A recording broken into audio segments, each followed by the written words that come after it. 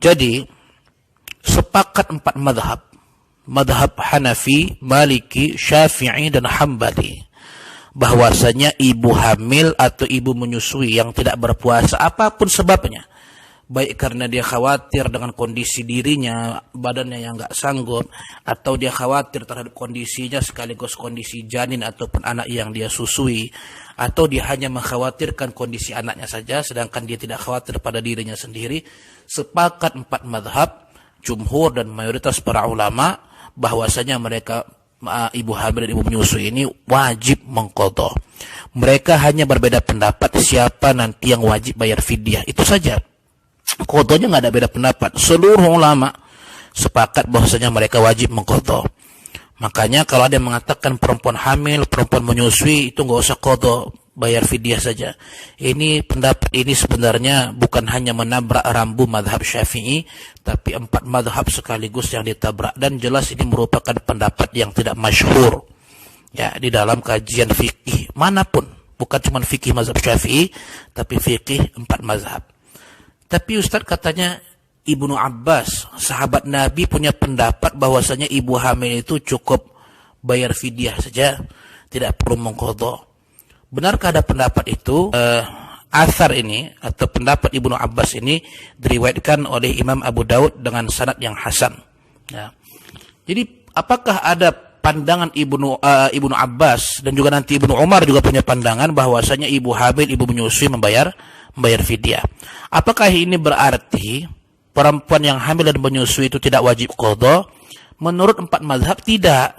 Jadi 4 mazhab, Imam Abu Hanifah dan pengikutnya yang jumlahnya ratusan ribu, Imam itu ulamanya tapi pengikutnya ada jutaan. Pendapat Imam Malik dan para ulama Malikiyah yang jumlahnya ratusan ribu dan pengikutnya ada jutaan. Pendapat Imam Syafi'i dan para pengikutnya serta para ulama Syafi'iyah, dan pokoknya jutaan ulama dari 4 mazhab, dari kalangan mazhab Hanafi, Maliki, Syafi'i, Hambali. Tidak ada satu pun yang memahami perkataan Ibnu Abbas dan Ibnu Umar itu sebagai penafian atas qadha. Enggak begitu cara memahaminya.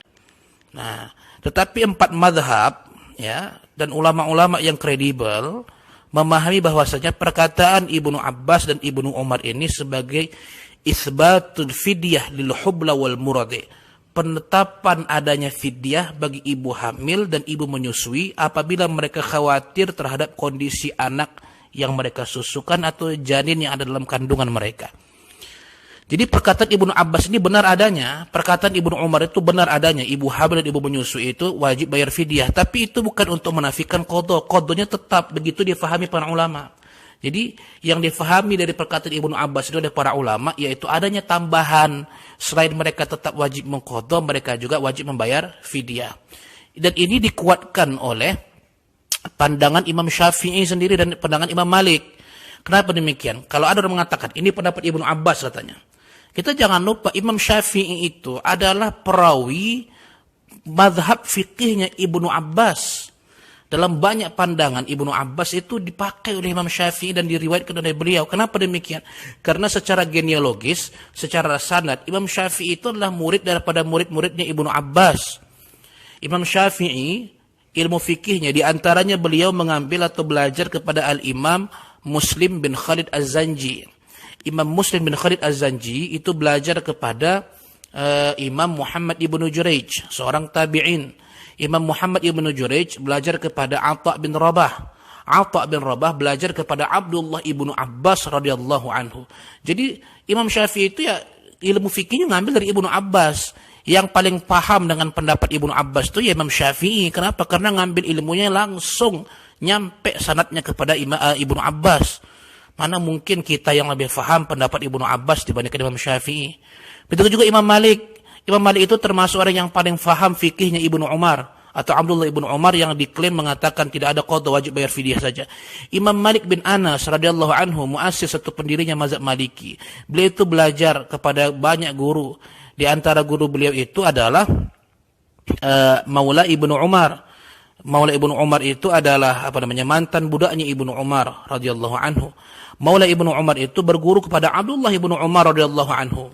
Jadi Imam Malik itulah orang yang paling tahu perkataan Ibnu Umar. Dan Imam Malik tidak mengatakan tidak ada fidyah, tidak ada qadha bagi orang hamil yang menyusui. Dia mengatakan ada qadha, tapi kena tambahan fidyah.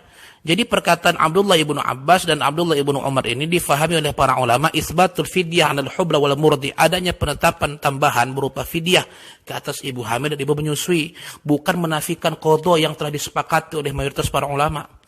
Nah, itu. Jadi apakah mana pandangan yang benar? Saya rasa pandangan atau tulisan yang ditulis oleh salah seorang penulis di Rumah Fikih Indonesia di bawah asuhan Ahmad Sarwat itu lebih tepat. Ya, lebih tepat karena kita tak menemukan riwayat adanya ulama 4 mazhab ini mengatakan Ibnu Umar, Ibnu Abbas menafikan qadha, cukup fidyah saja bagi ibu hamil menyusui. Enggak ada yang seperti itu. Padahal mereka yang paling paham dan sanad keilmuan mereka bersambung kepada Ibnu Abbas dan Ibnu Umar. Nah, itu pertanyaan yang pertama.